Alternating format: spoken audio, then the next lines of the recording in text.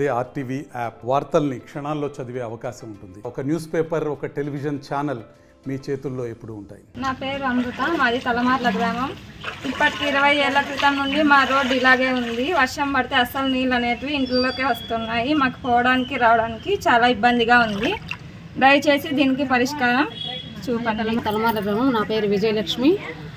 చిన్నపాటి వర్షం వచ్చినా కూడా సార్ నీళ్ళన్నీ నిలబడేసి ఇళ్ళలోకి వచ్చేస్తున్నాయి, పాచి పెడుతున్నాయి, కప్పలు మండగబ్బలు తీళ్ళన్నీ లోపలికి వస్తున్నాయి.